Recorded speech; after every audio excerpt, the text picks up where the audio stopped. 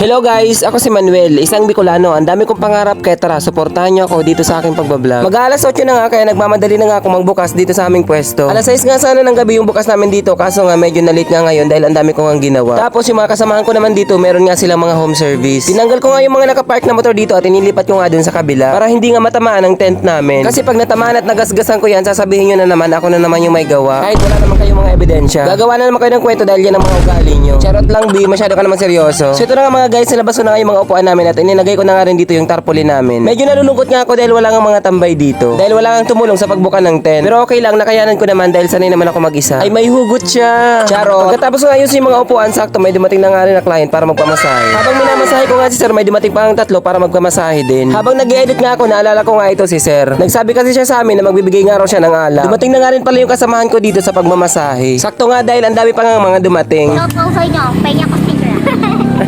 Lagasan mo. Shout out kay mama mo and papa. Oo nga. Okay na yun.